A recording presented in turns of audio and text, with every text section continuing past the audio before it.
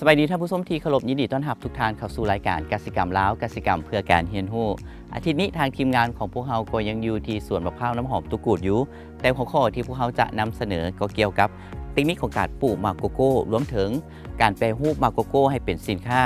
กสิกรรมเพื่อจำหน่ายออกสู่ตลาดส่วนรายละเอียดของพวกเราจะมีอย่างใดตอนนี้เขานัดกับไอ้กูดไปแล้วเขาไปสนทนากับเพิ่นพร้อมกัน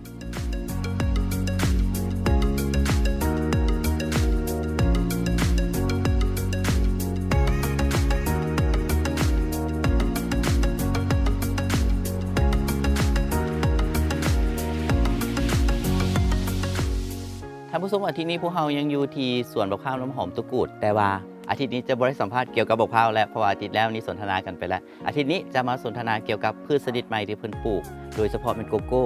ซึ่งพิธีกรนี้กับทีมงานยางหลอกมาแล้วเห็นว่าโกโก้เพิ่นนี่ให้มากหลายอีหลีนะท่านผู้ชมมื้อนี้จะมาเอาเทคนิคการปลูกรวมถึงการจำหน่ายของเพิ่นเฮ็ดแนวใดเป็นไผบ่ได้เข้าของรายการนั่นก็เป็นตุกูดนั่นเองสบายดียินดีต้อนรับเข้าสู่รายการอีกอาทิตย์นึงคืออาทิตย์แล้วนี่เขาก็สนทนากันเรื่องมะพร้าวน้ำหอมไปแล้ววันนี้เขาก็พูดแล้วว่าเนื้อที่นี่ประมาณ1 เฮกตาร์เนาะแม่นแล้วโกโก้นี่เขานำเข้ามาปลูกนี่จากต้นนะโกโก้ที่นำเข้ามาปลูกนี่นะในสวนของเรานี่มันก็บ่แม่นจำนวนหลายนะมันมี1 เฮกตาร์แต่มะพร้าวไปแล้ว300 กว่าต้นแต่โกโก้แท้อยู่ในสวนของเราจะมีอยู่200 กว่าต้นนะ200 กว่าต้นแม่นเฉพาะส่วนนี้แม่นเฉพาะส่วนนี้แล้วส่วนอยู่ถ้าแข่งเป็นกันก็จะมีอยู่600 กว่าต้นก็รวมแล้วก็จะเป็น800 กว่าต้นทั้งหมดเนาะเห็นแนวโน้มแนวใดในการที่เอามาโกโก้มาปลูกเห็นตลาดแบบใดตอนหลังจากที่ว่าตุกูดเทศบักพร้าวน้ำหอมมาแล้วเนาะมันจะมีดินบ้างเปล่าว่างจำนวนนึงเนาะที่ยังบ่ทันได้ปลูกหยังก็เลยมีโครงการนึงของคนลาวนะที่ได้เป็นโครงการของโกโก้เนี่ยได้มาซักสวนให้ตุกูดเนี่ยเข้าร่วมโครงการก็เลยดูแลไว้เป็นอย่างดีจนครบ3 ปีเนาะหลังจากที่ว่ามันเกินมากกว่าคนก็เลยมีแนวคิดว่าเขาจะเอามาโกโก้เขานี่มาแปรรูปเป็นผลิตภัณฑ์เพิ่มมูลค่าได้หลายๆนะก็เลยกับลูกชายไปศึกษาอยู่ที่ประเทศไทยนะอย่างละเอียดเนาะเกี่ยวกับการปลูกการดูแลการเก็บกู้จนถึงขั้นตอนการผลิตต่างๆไปเองเลยบอกกับลูกชายของผมจึงเข้าใจว่ามาโกโก้นี่มันสามารถผลิตแปรรูปได้หลายอย่างนะมันเป็นสินค้าแบบว่าว่าสามารถนำส่งออกได้นะก็เลยว่าหลังจากที่กลับมาจากประเทศไทยกับลูกชายก็ลองมาผลิตเป็นดักสกุระถือว่าประสบผลสำเร็จได้นี่ก็ถือว่าจุดเริ่มต้นของการปลูกโกโก้นะแสดงว่าส่วนเขานี่ให้มากแล้วก็แปรรูปเองมาแล้วแม่นให้เดี๋ยวนี้ปัจจุบันนี้ให้มากแล้วก็แปรรูปเองสามารถเป็นแบรนด์ของเราได้แล้วก็คือดัก100หรือว่าดัก75หรือว่าจะเป็นสาโกโก้หรือว่าจะเป็นแบบว่าโกโก้ฮ้อนโกโก้เย็นเราก็สามารถเฮ็ดได้เนาะในแบรนด์ของตุกูดคือกันแม่นตุกูดโกโก้ตุกูดตัวนี้ออกจำหน่ายโดดแล้ววะตัวนี้ออกจำหน่ายได้ประมาณ 4-5 เดือนละ4-5 เดือนแม่นก็สดๆร้อนๆแม่นยังสดๆร้อนๆอยู่เนาะยังสดๆร้อนๆเป็นอะไรต่อครับตลาดการต้อนรับของลูกค้าก็ถือว่าได้รีผ่านพอสมควรคือกับแกล้มเลยคนกินแล้วก็ถูกใจคนกินแล้วก็ว่าแซ่บนะอันนี้ก็ถือว่าตอบรับได้ดีหลายเพราะเขาเวลาออกบูธเขากลับไปพร้อมกันเลยแม่เขาก็ไปพร้อมกันวางระหว่างกระแลมน้ำหอมและกระบางสินค้าของตัวคือโกโก้ตัวนี้นะแต่ว่าลูกค้ามาซีมาลองก็ถือว่าถูกใจพอใจนะโกโก้เฮานี่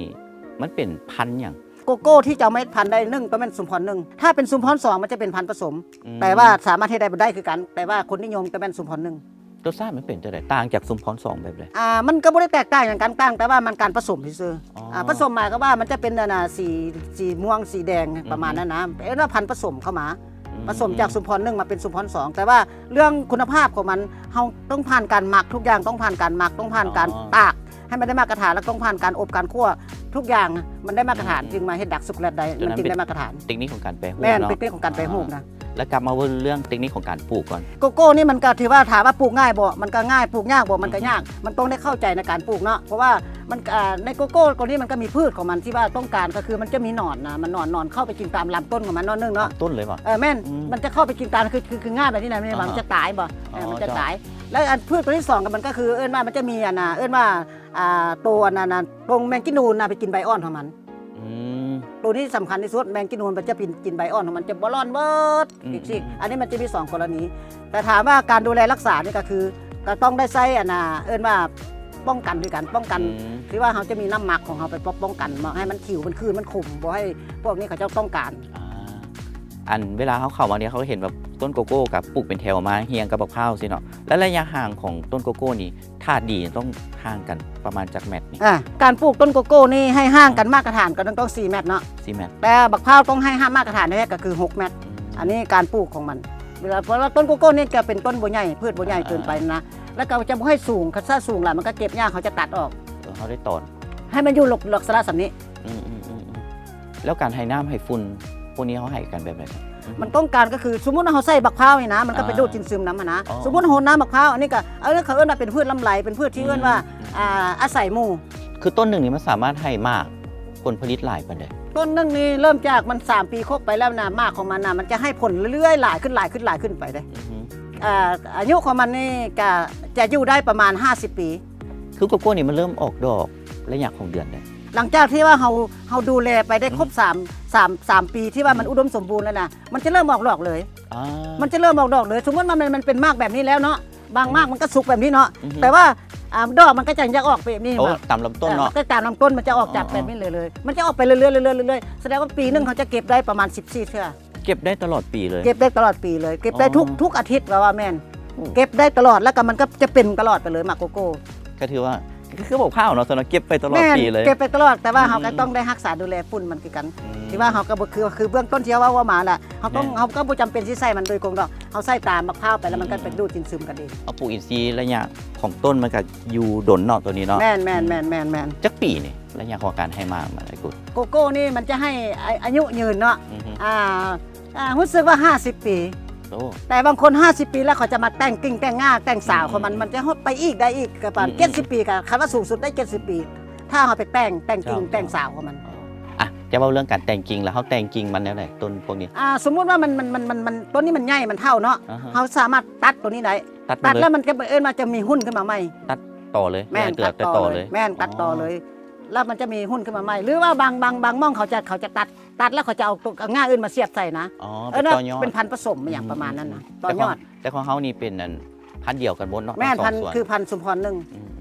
แล้วมาว่าเรื่องการจำหน่ายปัจจุบันนี้เขาจำหน่ายแต่เป็นแบบแปรรูปอย่างเดียวบ่โกโก้ของเขานี่นะเดี๋ยวนี้เขาก็สามารถเฮ็ดได้ก็คือเป็นแปรรูปอย่างเดียวเนาะ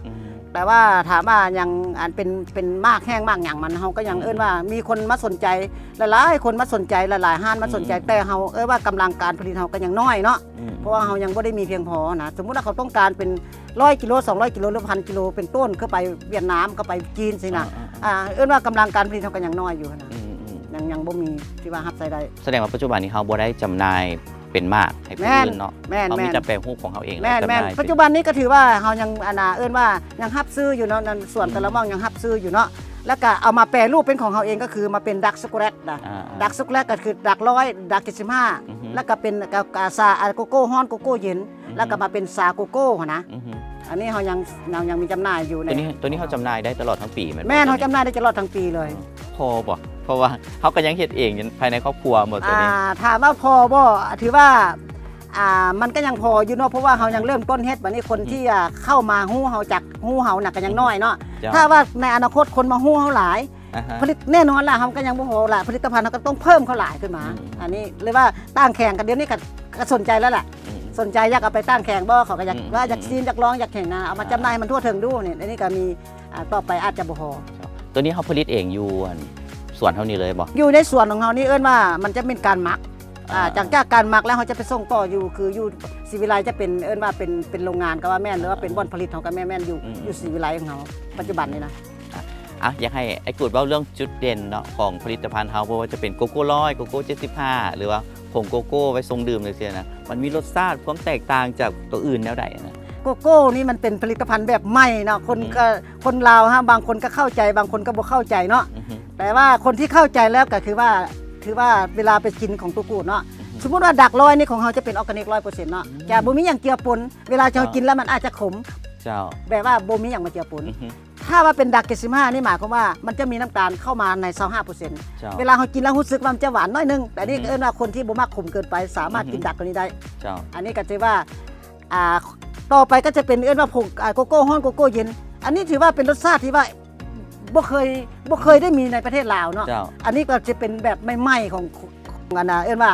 ในโกโก้เลยเนาะอันนี้มันบ่คือกาแฟทั่วไปกับคนก็กินหลายเนาะเจ้าและมีเป็นแบบ3 in 1ผสมแบบทรงดื่มเลยบ่หรือว่าเขาต้องไปผสมน้ำตาลสำหรับคนที่แบบอยากกินที่จริงถ้าเป็นกาแฟฮ้อนนี่มันมีหลายแบบเนาะแบบนึงต้องการแบบผสมนมผู้มักนมก็กินไป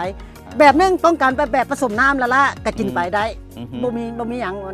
ว่ามีแต่2อย่างแหละคือผสมน้ำกับผสมนมถ้าว่าผู้ใดบ่มักแบบว่ามีนมก็เอาน้ำมาใส่ผสมได้เลย แต่ที่แน่ๆนี่มั่นใจได้เพราะว่าของเขาเป็นออร์แกนิก 100% แม่ เนาะ น ตัว ออ นี้ ร์แกนิก 100% กินแล้วก็ทั้งปลอดภัยทั้งแซ่บอีก แม่น อืม รับประกัน เจ้าแล้ววันนี้ก็ได้ยินว่าสวนไอ้กูดนี่ก็มีการที่มีอันหลายๆ คนคือต่างประเทศมีก็เข้ามาชมสวนเขาหลายอยู่ ล่าสุดนี่นะก็คือมีนิวประเทศว่านิวซีแลนด์เนาะที่ว่าเป็นโครงการโซ่เหลือของโกโก้ในประเทศลาวนี่นะ อือฮึ แล้วก็มีเชี่ยวชาญเวียดนามเพิ่นก็ได้เข้ามาสวน แล้วเพิ่นก็มาเห็นสวนของตุกูลนี่เป็นสวนที่ว่าได้มาตรฐานเป็นสวนที่สวยงามเป็นสวนที่เอิ้นว่าเป็นออร์แกนิกเป็นสวนที่เอิ้นว่าให้ความรู้นะ เจ้า เพิ่นก็เลยว่าในอนาคตเพิ่นก็จะเลยยึดเอาสวนตุกูลนี่ไปมาเป็นสวนเรียนรู้ อืม ในสวนพัฒนาในสวนที่ว่ามันเป็นต้นแบบในการ เจ้า ปลูกโกโก้ในอนาคตนะ อืมถ้าผู้ใดสนใจอยากมาเฮียนฮู้นี่ก็สามารถพัวพันกัน เป้าหมายของตุกูลนี่ก็คือว่า ถ้าว่าตุกูลนี่ผลิตโกโก้นี่นะเป็นช็อกโกแลตนี่นะสามารถจำหน่ายได้แบบมาตรฐานแล้วเนาะ อือฮึ หรือว่าชาวสวนที่ว่าปลูกไปแล้วบ่มีบ่อนซื้อบ่มีมันขายตุกูลก็สิสามารถรับซื้อนั่นน่ะนะคนเนาะ หรือว่าชาวสวนจะมาเรียนรู้เกี่ยวกับการแปรรูปหรือว่ามาเรียนรู้เกี่ยวกับการผลิตภัณฑ์ต่างๆอะนะ อือฮึ ก็สามารถมาเรียนได้เนาะ อือฮึ ตัวเป้าหมายตัวที่สองนี่คือว่าอย่าเอาเด็กเยาวชนยุคใหม่นะที่ต้องการอยากเรียนรู้เกี่ยวกับอย่างนั้น เฮ็ดเกษตรกรรม เนาะ เฮ็ดการเกษตร หรือว่าอยากเรียนรู้เกี่ยวกับการมาเฮ็ดผลิตภัณฑ์เป็นโกโก้นี่นะ จ้ะ ก็สามารถเรียนได้อันนี้นั่นอนาคตในเป้าหมายในอนาคตข้างหน้านะ โอ้ถือดีเนาะจะเป็นแนวทางให้สำหรับ แม่นๆๆ คนที่บ่มีพื้นฐานเลย แม่นๆ แต่ว่าอยากลง แม่นๆ เฮ็ดกสิกรรมสิเนาะ เพราะว่าบ้านเรามันก็เป็นแบบว่าความรู้ใหม่ๆเนาะ อืม ที่ว่าคือโคชกนี่ก็ยังบ่รู้ว่าต้นโกโก้เป็นอะไรเนาะ แม่ แน่เน้นว่านี่อยากมาเรียนรู้อยากมา แม่ นั่นนี่อนาคตลูกกูดจะมีความหวังแบบนี้ จองคิวไว้ก่อนเด้อ จองคิว เดี๋ยวจะมาเฮียนเนาะ โอค ได้ ก็เห็นว่าไอ้กูดนี่ก็เฮ็ดอีหยังหลายแนวเกี่ยวกับกสิกรรมและแผนตัวหน้าเสียดอีหยังตื่มอีบ่นี่ แผนต่อหน้านี่เอาแบบนี้ง่ายๆเนาะถ้าว่ามันเป็นไปได้เนาะ อือฮึ อันนี้เป้าหมายของตุ๊กกูดก็อยากให้มันมีโรงงานน้อยๆของ เจ้า ของโกโก้นี่นะที่สามารถว่ามันจะเป็นในอนาคตข้างหน้าใน5 ปีข้างหน้านี่คิดว่าแขกบ้านแขกเมืองจะมาเข้ามาประเทศลาวนี่หลายเนาะ แล้วมันนี่ในประเทศลาวมีอย่างตอนรับเราจะมีโรงงานน้อยๆหรือว่า อืม ให้คนมาเยี่ยมชมหรือว่า เจ้า หลังจากที่กลับเมืองให้ซื้อผลิตภัณฑ์ของเราคือดักสกุลที่กลับเมืองบ้านอันนี้ก็เป็นของฝากของตอนได้อีกนะอันนี้ก็เป็นเป้าหมายเป็นความหวังน้อยๆของตุ๊กกูดเนาะ เป็นการส่งเสริมผลิตภัณฑ์ แม่น ลาว แม่น เนาะ แม่น ให้คนต่างประเทศหรือ แม่ ว่าน คนภายใน แม่น เพื่อลดพรการน้ำเข้าว่า แม่น เอง แม่น อ่ะสุดท้ายวันนี้อยากให้ เออ ไอ้กูดฝากสำหรับคนที่สนใจสินค้าเนาะกสิกรรมอยู่สวนตุกูดว่าจะเป็นบักผ้าหรือผลิตภัณฑ์อื่นๆโดยเฉพาะเป็นโกโก้สิอยากติดต่อไปตั้งบูธอยากติดต่อเอาไปขายต่อที่พัวพันกับไอ้กูดนี่แหละเจ้า อันนี้ก็ถือว่าถ้าว่าผู้ใดสนใจลูกค้าผู้ใดสนใจอยากได้ผลิตภัณฑ์ของตุ๊กกูดหรือว่าอยากเป็นกระแลมบักพร้าวน้ำหอมก็ดีอยากเป็นดอกสักเกรดก็ดีเนาะถ้าว่าอยากติดต่อหาตุ๊กกูดก็เขียนเบอร์โทรศัพท์ของตุ๊กกูดก็54974976อันนี้จะเป็น WhatsApp เนาะ เจ้า หรือว่าจะเป็นแบบว่า TikTok ก็ได้ก็เขียนเข้าไปคำว่าบ้านสวนข้าวน้ำหอมตุ๊กกูดจะเห็น ครับ TikTok ของตุ๊กกูดเนาะ อือฮึ แล้วก็จะมีเพจกับคำว่ากระแลมแซ่บตุ๊กกูดเนาะ เจ้า แล้วก็นี่ตุ๊กกูดจะมีห้านเป็นของตัวเองก็คือยูซีวิไลกงกันข้ามกับบิ๊กซีหรือว่า ครับ ซ้ายสวยกับปตทยูซีวิไลสายน้ำเงินของเราเอง อันนี้สามารถไปติดต่อได้เนาะ อยากมีงานบุญงานดองอยากได้สินค้าไปให้แขกในงานได้ครับประทานสิกติดต่อ แม่ มาน เลย แม่น บอก อันนี้ก็ถือว่าหลายๆคนก็ติดต่อเข้ามาเนาะก็คือว่ามีงานขึ้นคันไม้บ่มีงานสู้ขวัญบ่เลิกหรือว่ามีงานวันเกิดบ่หรือว่ามีงานบุญต่างๆเนาะ เจ้า อันนี้ตุ๊กกูดก็จะไปบริการให้ก็จะเป็นกระแลมบ่บักพร้าวน้ำหอมเลิศจะเป็นน้ำบักพร้าวน้ำหอมสดๆบ่ เจ้า จากสวนบ่หรือว่าจะเป็นโกโก้ฮ้อนโกโก้เย็นหรือว่าจะเป็นดักสกุลก็ติดต่อเข้ามาหาตุ๊กกูดได้เนาะ เจ้า อ่า เดี๋ยวถ้าผู้ใดสนใจก็ติดต่อตามเบอร์โทรและก็ช่องทางการติดต่อต่างๆ ไว้เนาะทางทีมงานจะขึ้นไว้ให้มื้อนี้ขอบใจไอ้กูหลายๆสำหรับข้อมูลและก็เทคนิคในการปลูกโกโก้เนาะโอกาสหน้าถ้าเปิดเป็นศูนย์เฮมฮู้แล้วพวกน้องขอโอกาสมาสัมภาษณ์เพิ่มเติม ได้ อ่า อันนี้ สำหรับ ก็ยินดีต้อนรับเนาะที่ว่าจะมาในข้างหน้าก็สามารถถ้ามันเป็นไปได้ก็ถือว่ามาสัมภาษณ์ได้อีก จ้าสำหรับมื้อนี้ขอบใจหลายๆ โดยเข้าใจ สำหรับข้อมูล เข้าใจ จ้ โดย โอเค เข้าใจ ท่านผู้ชมว่านี่เวลาทางรายการของพวกเราจบลงแล้วข้าพเจ้าทีมงานพร้อมด้วยไอ้กูดลาทุกท่านไปก่อนพบกันใหม่อาทิตย์หน้าสำหรับอาทิตย์นี้สบายดี